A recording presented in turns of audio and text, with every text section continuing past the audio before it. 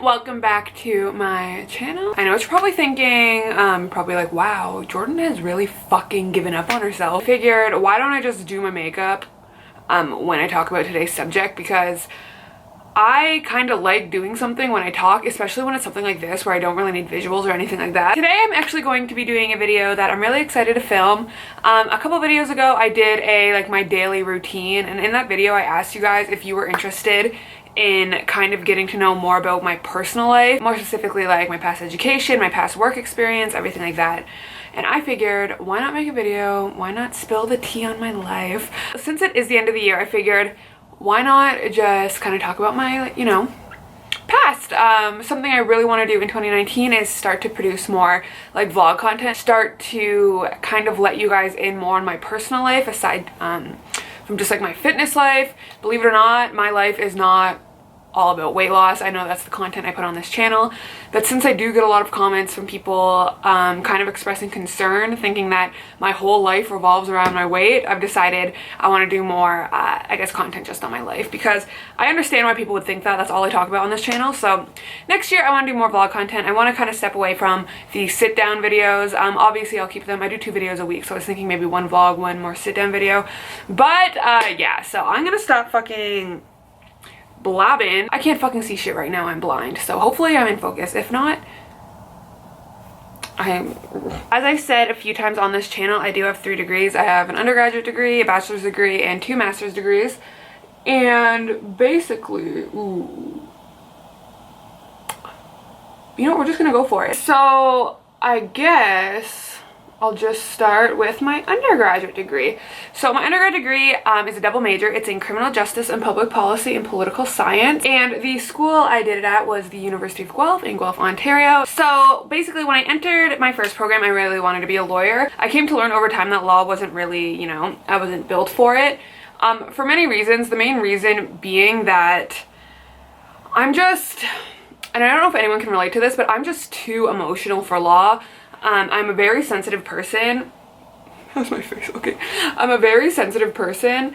By the way, I can't see shit, so if I look crazy, sorry. I just didn't think that like law being as cutthroat as it was would be a good choice for me. So once I decided I didn't want to be a lawyer, I started looking more into like the ID stuff, like the international development. So my second and third year, or my first, second, and third year of university, I was like kind of dead set on doing ID. My whole life I've been kind of told I'm an idealist, which is offensive, but I mean, sometimes you just got to admit it's kind of true. I'm very much like, I want to save the world, you know, I want to help people, everything like that. So for a while I was in ID, but basically what ended up happening actually is I ended up taking a class on the Middle East, conflict in the Middle East, and that kind of completely changed the direction of like where I wanted to go in life. So the professor I had was fucking amazing. She actually ended up being my thesis professor for my 4th year thesis. And the way she explained stuff, it was just so interesting to me. I was just like, this is my shit. But as I just said not too long ago, I'm a very sensitive person. So this is kind of when I started seeing myself getting into topics that I probably wasn't built for. I mean, I don't think it takes much explanation, but studying like conflict politics, power politics, oil politics, everything like that, it's kind of, it can get shitty because sometimes it's really dark and like, you know, not very fun. When I was in my undergrad, I was very convinced that this is what I wanted to do with my life. So my 4th year thesis was actually on, did I like completely wipe away all my contour? I don't give a fuck. So my 4th year thesis was actually on women's roles in the 2011 Arab Spring, so the 2011 Egyptian Revolution. I have always really been interested in the connection between gender and politics. As you will see as I continue to talk, that's kind of like the area of research that I really gravitated towards. I'm just really into like gendered politics and everything like that.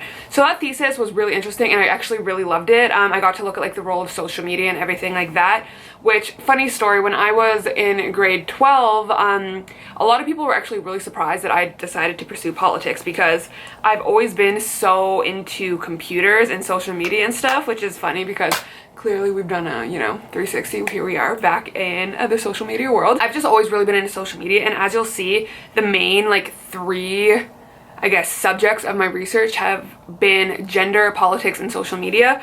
But yeah, so that was my 4th year project, and I really liked it because it was like it gave me the opportunity to kind of differentiate between men and women's roles in like revolutionary situations, such as Egypt.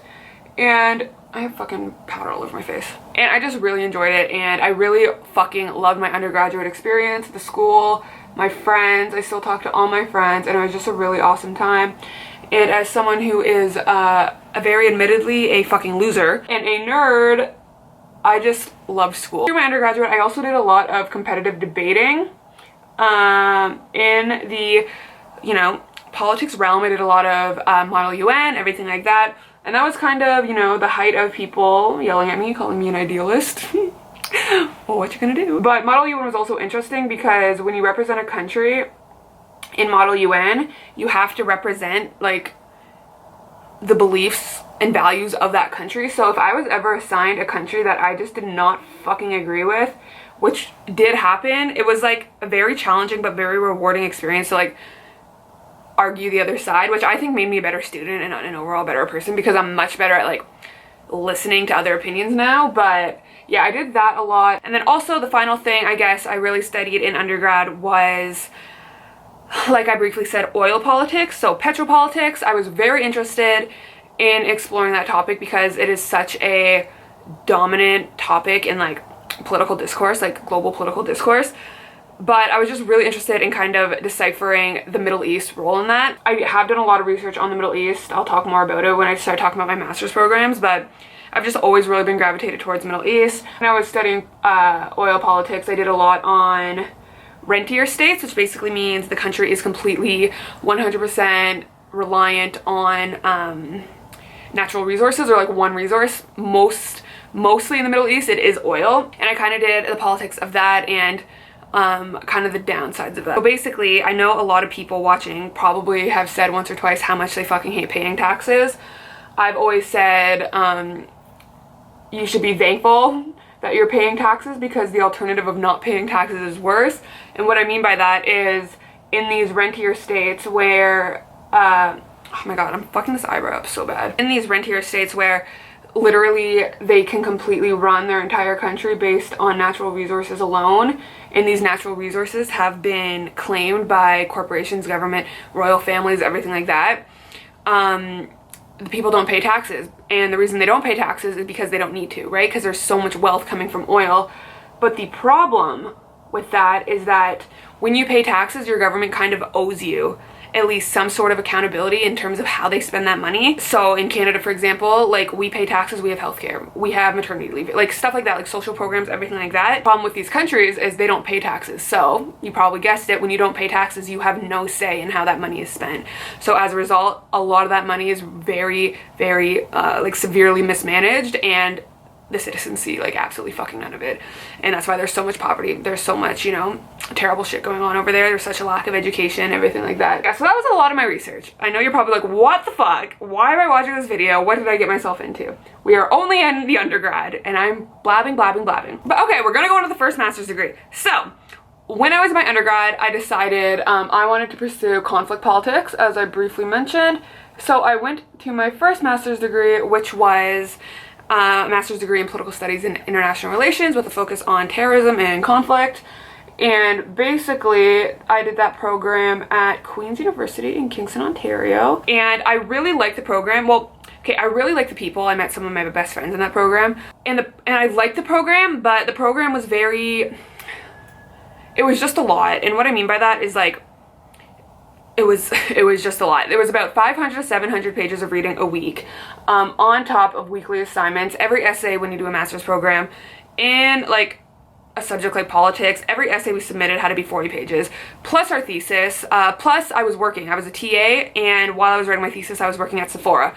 So it was just a lot of shit, and the sun never came out, and the weather was shit. Not to mention that this was also when I started losing weight, so it was just like, it was a lot. It was a lot to deal with. Oh, I should probably mention, I get questions a lot like, how did you afford to do all this school? My best This eyebrow is so fucked. I hope, is it showing up on camera how fucked this eyebrow is? Basically in Canada, well, for one, the price of education in Canada is way lower than, like, say if you're watching the Middle East, or the Middle East, if you're watching the United States or even Europe. My undergrad tuition, it was like $7 grand, $7,800 or something a year, most of which was paid my first year because I got a lot of scholarships out of high school. My first master's degree was around my first master's degree, the tuition was $11,000 and I received $14,000 in funding based on my grades in my undergrad. So if you do well in your undergrad and you want to pursue higher education, they often have funding for you. They can give you stuff like that. And that funding also included a TA-ship. So then I was a TA, a teaching assistant, and I did what did I teach? I taught a gender and politics class in Canada, as well as IPE, International Political Economy. And then my third master's degree, which I haven't started talking about yet, it was also around 11 grand, maybe 12 grand, and I got $14,000 in funding from that as well. So I did have funding to cover all my tuition. Obviously, there was still rent, everything like that, food, textbooks, whatever. But I was very lucky in the sense that, like, I received quite a fair amount of funding. But anyway, so my first master's degree, it was really rough. In that aspect, there was just a lot of shit going on, but my research in that was actually the role of social media in recruiting jihadi brides to terrorist networks in the Middle East. My two case studies, or my two areas of focus or groups of focus, were ISIS. ISIS was all up in the media at that time. I mean, they're still in the media, but especially at that time they were all over, as well as Al-Qaeda.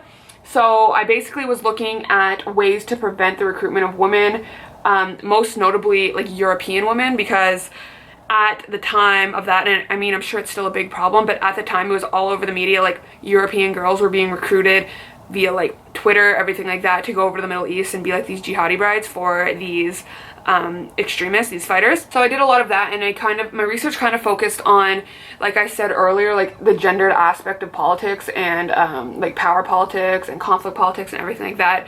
And I was just kind of saying that all of these methods we have to halt men in terms of recruitment of going over to the Middle East and fighting, we can't always use the same methods for both men and women. So my research was kind of looking at roles, traditional roles women play in these terrorist networks, traditional roles men play, and kind of looking at why a woman would want to join instead of a man, and trying to find methods to deter them from joining based on the gendered reasons why they're joining. So basically, I'm not gonna fucking go into this. This was a 140-page paper, but basically I was looking at men usually join terrorist networks because they have a sense of pride. They want to fight for what they believe in, and they are much more aggressive, much more violent, and they want to kind of act on those emotions in a war setting. While women, especially in the Middle East, it is very forbidden for women to fight. Women are often put in the home. They take care of the soldiers, the fighters when they go home, everything like that, and they're kind of the backbone of these terrorist organizations because they are, laundering money. They're doing all the stuff behind the scenes. So my research was kind of looking at how do we debunk the narratives that these terrorist organizations are pushing to recruit women. So the terrorist organizations will almost always say, come over to us and you will be protected. You will be rich. You will be taken care of. Sometimes that is the case. Sometimes they are treated very well, and they, are utilized as a very important aspect of the network. However, a lot of the time they're tricked and they're sold into sexual slavery. So my research was kind of pushing that narrative, really advocating for education on what happens to women when they go over to these terrorist networks. And that's kind of what that was about. How are you guys feeling? Are you excited yet? Do you want to die? My eyebrows, how are they looking? Terrible? I give up on them. So yeah, so when that program was kind of coming to the end, the reason why it was so academically intensive is because it was actually designed to prepare you for a PhD, which when I first went in that program, I was very open to doing a PhD right after a master's program. But throughout the middle of that program, I decided I kind of wanted to, live my life a little. I had gone from kindergarten to grade 12 to university right away, and I had never worked. I had never had an actual full-time job that I go to. I had internships and stuff, but I didn't really ever have a life. So I told myself, and I still tell myself this, if I want to do a PhD in the future, I will. And I you can bet your sweet ass I'm gonna be that fucking 70-year-old who goes back to school just because they want to get a PhD. If I was doing a PhD, I would stick in that topic of like gender and conflict.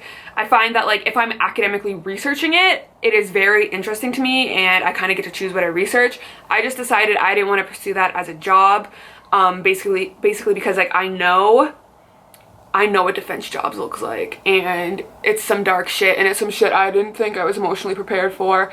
I am the most sensitive fucking bitch in the entire world. I've been like this my whole life. I am an empath.